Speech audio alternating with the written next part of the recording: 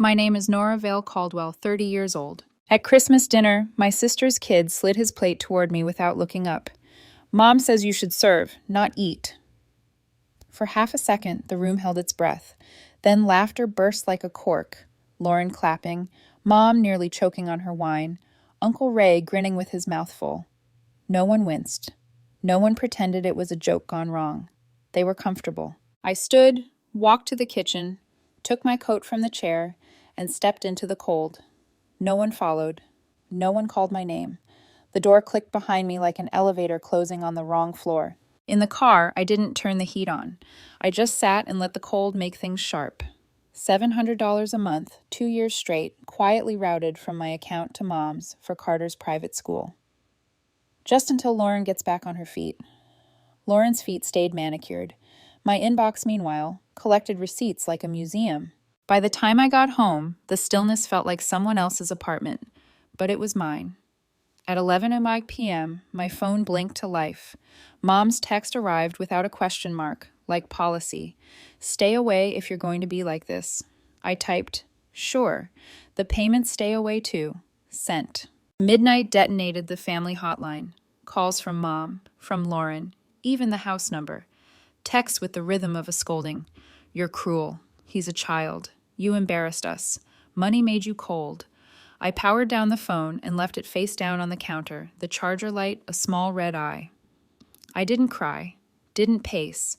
I stared at the ceiling and realized I wasn't angry so much as done. A child doesn't invent contempt, he repeats it. Morning.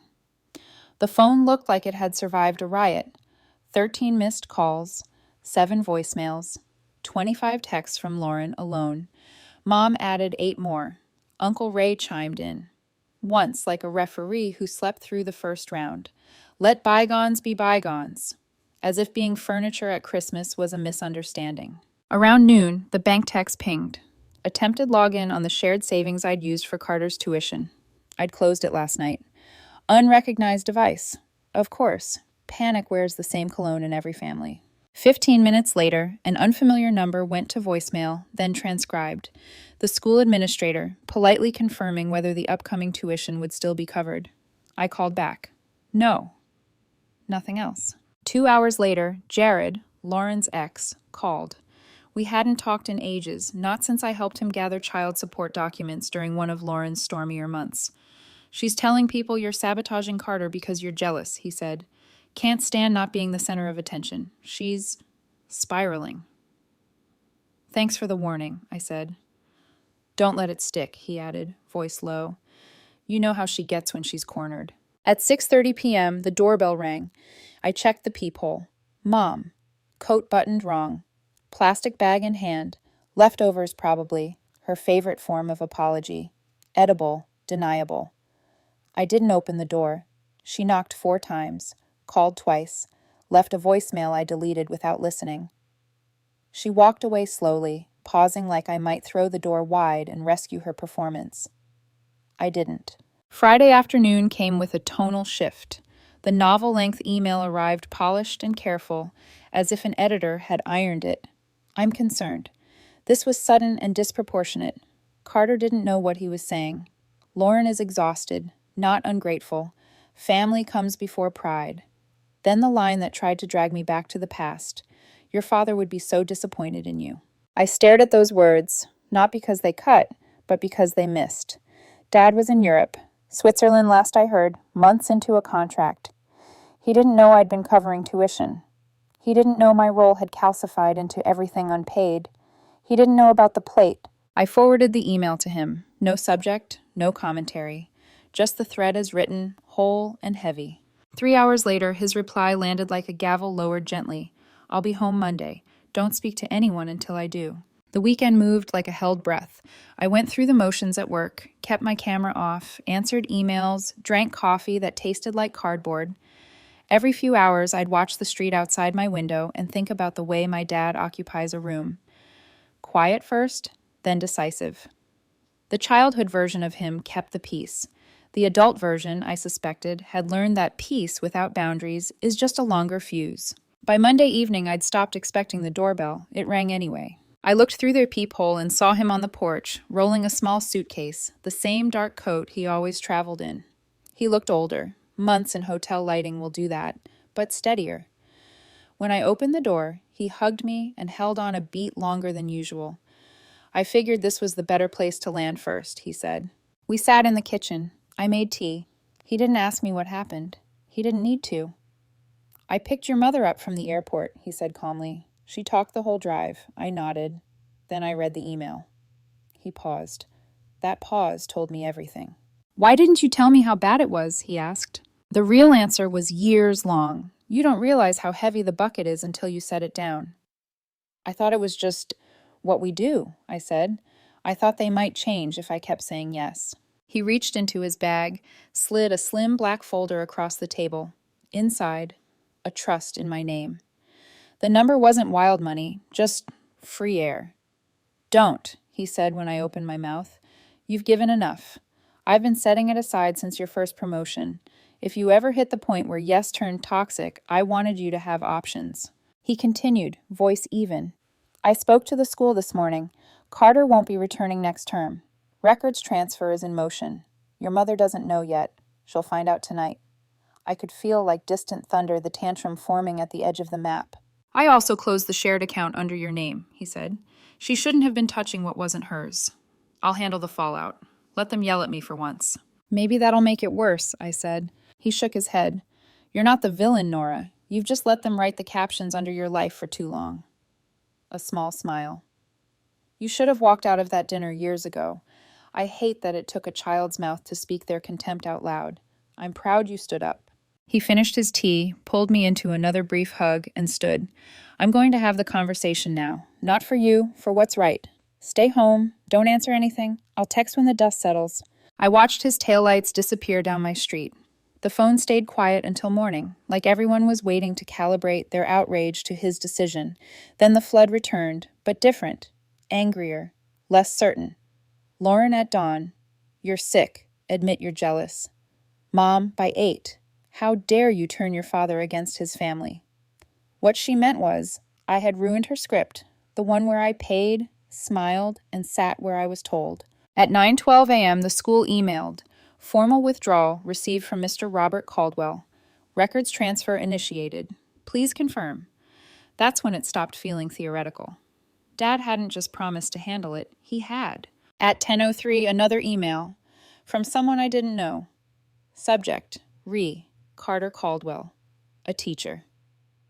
She shouldn't be contacting me, she wrote, but wanted me to know Carter often repeated things about me in class. She owes us. She's lucky we even talked to her. She's not really family. He parrots what he hears at home, she added gently. I'm sorry for what happened to you. I hope he learns a different way. That, more than the insults, split something open in me. I wasn't crazy. The contempt had an echo. It just finally bounced back where I could hear it. I closed the laptop and let the room be quiet. A wind chime on a neighbor's balcony rang once, then steadied.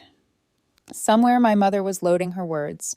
Somewhere my sister was rehearsing an accusation that sounded like love. I made another cup of tea with water that had already boiled and cooled. The second steep was weaker, but honest. I was done feeding a story that starved me. By dawn the next day, my phone became a megaphone for other people's versions of me. Lauren went first. She didn't text. She performed. A public Facebook post written like a hymn for the wronged. Some people are so poisoned by money, they'll sabotage a child's future, betrayed by my own family today. Pray for Carter. She never typed my name. She didn't have to. In the third paragraph, she handed the crowd a map. My full name, my company, my work email, so folks can tell her how this really looks. A single line with a smiley face, like she'd gifted the world a customer support portal for outrage. By 8:40 a.m., my inbox was an alley I didn't recognize. You're disgusting. How do you sleep at night? Hope your boss sees this. One added a coda. If you hate your family so much, disappear. It read like a dare from someone who'd never had to. I shut my office door and stared at the wall until the buzzing slowed. Fear pressed the heel of its palm against my sternum and waited to be invited in. I didn't open the door. Fear is just clarity with vertigo. Once the spin stops, you can see. At 9:12, Dad texted, You at work? Yes. Don't respond to anything. I'm handling the next part. What next part? The part where we set the table. At 9:31, an unknown number. Is this Nora Caldwell? This is attorney Michelle Langston on behalf of Lauren Caldwell. Before any formal action, we're extending an invitation to mediation regarding a long-standing verbal commitment you made to fund your nephew's education. Counselor, I said, polite, flat, the way you speak to a storm through a pane of glass. There was no contract. There was compliance. I stopped. That's allowed. I'm obligated to communicate her position, she replied. She's claiming reliance, emotional and financial harm, sudden withdrawal. Emotional harm is not a retainer, I said, and the money I gave didn't turn into debt just because she learned to expect it. A pause. Understood. This is preliminary. So is my patience, I said, and hung up, not unkindly, just like setting down a heavy bag before it bruises you. 20 minutes later, the school's firewall must have hiccuped because a teacher's name popped into my inbox again, a different one this time. I'm sorry for reaching out. This isn't protocol, but I want to say I've seen Carter soften when structure is clear. Boundaries feel cruel to the people who benefited from the lack of them. He'll learn. Most kids do when the adults stop weaponizing them. I stared at the sentence until the letters steadied. There it was, the thing I'd been trying to explain to the part of me that still wanted peace without a price. Boundaries are not knives. They're fences around a garden you refuse to let be trampled. By lunch, HR pinged me. Quick chat? My stomach dipped, then leveled as I walked down the carpeted hall to a room with glass walls. Serena from HR had kind eyes and a legal pad. We received 3 emails yesterday evening, she said gently. We're not concerned about your employment, but we are documenting. Do you need us to send a formal cease and desist on behalf of the company? I exhaled for the first time in an hour. My father's already engaging counsel, but yes, please log it. She nodded. Also, take the afternoon remote. This is noise. She lowered her voice. And off the record, good for you. Back at my desk, I turned off desktop notifications and watched the sky over the parking lot change from pewter to a paler shade, like it was thinking about mercy. At 2:07 p.m., Dad called. Dinner, he said. I already ate dread for breakfast. He huffed a small laugh. Tonight, our house, immediate family. Doors stay shut until we're done. I'll speak first. Then you. No triangulation, no machination, no theatrics. Mom won't like that. She likes many things I'm done funding, he said, voice even as a level. 6 p.m. I said nothing for a beat. I don't want to go. I know, he said. This isn't to soothe them. It's to say out loud what you've had to swallow, and to set legal and human boundaries in the same room. What if they leave? I asked. The door locks from the inside, he said, and I could hear the ghost of a smile. The drive to my childhood street felt like walking underwater. The house looked the same. Dark green shutters. The half-dead rosebush Mom refused to dig up. A porch light that never learned how to glow warmly, only on or off. Through the dining room shears, I saw shapes shifting. The choreography of people who believed rehearsed scenes could still save them. I rang the bell and let myself in. The dining table was already set with the good plates that only came out for holidays and war. Mom sat at the far end, spine a straight line. Lauren took the chair with the shadow, arms crossed, face tight. You could see the untouched child in her, a girl who learned early that tears made better tools than apologies. Dad stood at the head, not sitting. When he saw me, he nodded once, the kind of nod an air traffic controller gives when the runway is finally clear. Nora, he said, thanks for coming. I sat. The silence had a weight limit. Dad didn't raise his voice. He didn't need to. We are here for 3 reasons, he said. 1, to replace a family script with the truth. 2, to define what happens next. 3, to decide if any of this deserves to be called love. Mom inhaled, as if to collect the room back into her lungs. He held up a hand without looking at her. She stopped. He turned to me. Start. My mouth was dry, but my voice was steady. I paid for Carter's private school for almost 2 years. No one asked. I offered? Somewhere between thank you and of course, it turned into a bill with my name on it. Every holiday I cooked, I cleaned, I paid for what made the photos look warm. And you. I looked at Mom. Never said that out loud, but you choreographed it. Lauren, you didn't correct your son when he learned to talk to me like staff. He didn't invent that sentence at Christmas, he learned it. Mom's jaw quivered. He's 9. He's an echo, I said. This house taught him the words. Lauren leaned forward. You love being the victim, don't you? The martyr with the bank account. The second someone else needs help, you make it about you. Dad didn't raise his voice. Lauren, what? She snapped. This is insane. She's punishing us because she's bitter. What you call punishment, he said, calm. The rest of the adult world calls a boundary. He set a folder on the table. You doxed your sister. You posted her employer's contact. 3 emails reached her boss before I could get to the parking lot. That crosses from family conflict into workplace harassment. Here's the cease and desist. Counsel is copied. The post comes down tonight or we escalate tomorrow. Lauren went white, then red. You're taking her side? Her laugh was bright and broken. Unbelievable. I'm taking reality's side, he said. You are a mother, not a monarch. You do not draft people into servitude because it feels like love to be served. Mom bristled. So we're just going to let Carter suffer? Dad turned to her, and I watched the old marriage adjust its spine. We are going to let Carter learn, he said. He will attend public school. He will adjust. Plenty of good people do every day. What he will not do is learn that women exist to keep his life soft. She looked past him, to me. You could have told me you were struggling. I wasn't struggling, I said. I was suffocating. Dad's gaze moved between us like a metronome. Nora, he said, what do you need from this table tonight? The question startled me, like he'd handed me a remote and said, go ahead, change the channel. I pictured the Christmas plate, greasy fingerprints on a lesson I should have learned years ago. I pictured the backsplash tile I'd leveled to make a room look whole. I pictured Mom at my door with leftovers like bandages that only hid. I pictured Lauren's post, how she'd turned me into an open window for strangers to throw rocks through. I need 2 things, I said. 1, the post down and a statement to your followers that you crossed a line. It doesn't need my name. It needs the truth. I escalated something private and harassed someone publicly. That was wrong. 2, you. I looked at Mom. Stop recruiting the word family as a leash. If you want help, ask for it like I'm a person, not a utility. Mom's eyes shone, but they didn't soften. I did my best. You did what was easiest, I said, and kept my voice gentle so it couldn't be mistaken for cruelty. They're not the same. Lauren pushed her chair back so hard the legs squealed.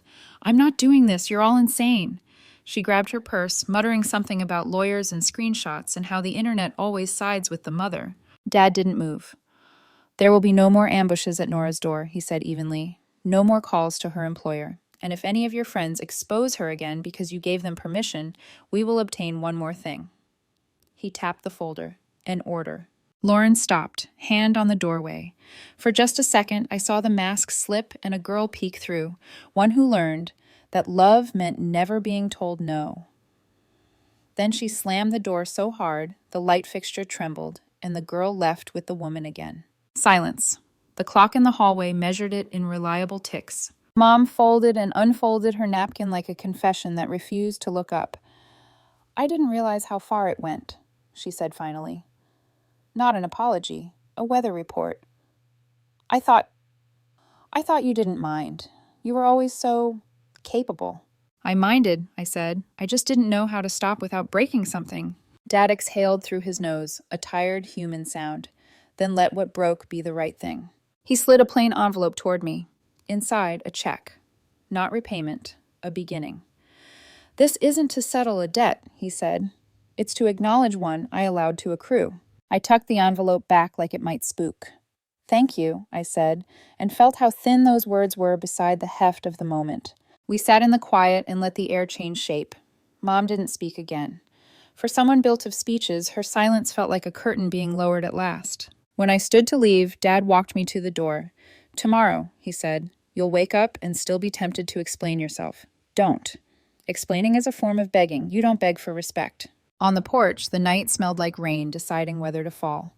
I put my hand on the cool rail and listened to a neighborhood that had no idea a tiny, necessary earthquake just happened in the blue house with the green shutters. As I reached my car, my phone buzzed. One new email. From Lauren. No subject, no text, just a single image, a screenshot of her Facebook post disappearing, the word deleted glowing like a reluctant halo. Under it, in smaller text, this isn't over. I smiled, not cruelly, not even triumphantly. Just the smile you give a storm when you've learned where the high ground is. Maybe not for you, I whispered, starting the engine. For me, it is. The rear-view mirror held the house for a few seconds, then let it go. I drove home through streets washed clean by a drizzle that finally made up its mind. 2 weeks passed. No calls, no apologies, just the sound of silence settling where chaos used to live. At first, I thought it was temporary, a calm before another eruption. But the longer it lasted, the more it began to feel permanent. The air felt different, lighter, honest. Lauren's Facebook post disappeared within 48 hours of the cease and desist letter. No statement, no admission, just gone, like a secret buried in wet sand.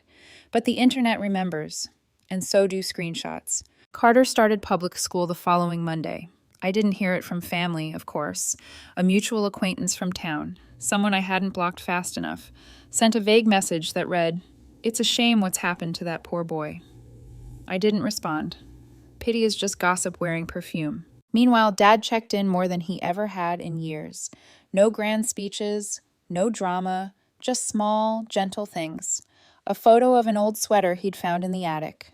A text that said, "Don't let them drag you back into noise."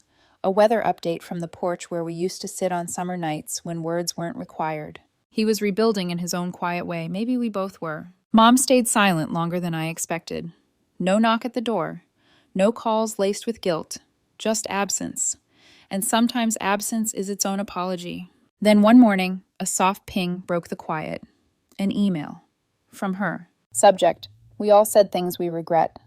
The message was short, measured, careful, like walking barefoot through glass. I think it's time we talked. I know I made mistakes. We all did. But family doesn't stay broken forever. We can fix this if we try. I read it twice. Not because I didn't understand it, because I did. Every line was a fishing line cast toward guilt. She wasn't asking to fix things. She was asking for the version of me that used to keep them fixed. I closed the email and left it unread. That evening, I took a long walk through my neighborhood. The leaves had started to turn, the sky slipping into that soft gold hour where even cracked sidewalks look cinematic. The world outside was calm, but inside my head, memories looped like an old film reel. Carter's voice at Christmas, Mom's glare over the dinner table, Lauren's laughter when cruelty passed as humor, and my father's quiet voice saying, "Explaining is a form of begging." He was right. I didn't owe anyone a thesis on my piece. Halfway down the street, my phone buzzed. It was Dad. Just 3 words. Dinner tomorrow night. No context, no anxiety, just dinner. His house felt different now. The tension that once lived in the walls had loosened. The air smelled like tea and pine soap instead of silent resentment. When I walked in, he was sitting by the window, a mug in his hand. He smiled. "You look better," he said. "I feel better," I replied. We talked about everything and nothing. Work, books, a stray cat that had started showing up at his porch. It wasn't until halfway through dinner that he said it. "Your mother came by last night." I set my fork down. He nodded. "She wanted to talk about Lauren, about you." "And?" "She's lost," he said carefully. "Lauren isn't speaking to her, not since the school changed. Greg's already out of the picture, left 3 weeks ago. Your mother's realizing she can't fix this by pretending anymore." I leaned back. "That's her problem." He gave a slow nod. "It is. But it's also the first time I've ever seen her quiet long enough to think." I looked at him for a long moment. "Do you think she means it?" He shrugged. "Maybe. Or maybe she just wants the noise back. People mistake quiet for emptiness." We sat in silence for a while. Then he reached across the table, hand steady. "Whatever she decides to do, you did the right thing," he said. "Sometimes breaking the pattern feels cruel, but that's only because it's the first act of honesty after years of pretending." The words sank in like light through water, slow, warm, and true. The next morning, I woke up early, brewed coffee, and opened the window. The air was crisp, the world still. For once, my phone stayed dark. No drama. No guilt. Just birds outside and the hum of a refrigerator that finally sounded like peace. I thought about everything that had collapsed. The illusion of a perfect family, the unspoken debts, the years I'd mistaken tolerance for love. And then I realized something quietly miraculous. I wasn't angry anymore. I wasn't even sad. I was free. A week later, an envelope showed up at my door. No return address. Inside was a single card. Handwritten. Simple. "Nora, I hope you're okay. I know I can't undo what I did. I just wanted to say thank you for all the things I never said before. I'm sorry. Mom, I read it once, then again, and for the first time I didn't feel the urge to reply or to prove anything. Forgiveness, I realized, doesn't always need an audience. Sometimes it's just the quiet decision to stop carrying what someone else dropped on you. I folded the card, tucked it into a drawer, and closed it gently. That night, as rain pattered against my window, I sat on the couch with a blanket around my shoulders. The lamp cast a soft gold glow across the room. The same room where, months ago, I had sat in tears, exhausted from holding the weight of everyone else's expectations. Now it felt like home, real home. Not the one where I was assigned a role, but the one I built myself, word by word, boundary by boundary. I picked up my phone, scrolled past unread messages, and instead opened the text thread with Dad. I typed, "Thank you for choosing peace, even when it got ugly." He replied almost instantly, "You taught me how." I smiled. Because maybe that's what healing really is. Not everyone getting back together, but finally knowing who won't hurt you if you walk away. And as I turned off the lamp and let the room go dark, I thought of that Christmas night, the moment I walked out into the cold and didn't look back. It had felt like an ending, but now I could see it clearly. It was the beginning.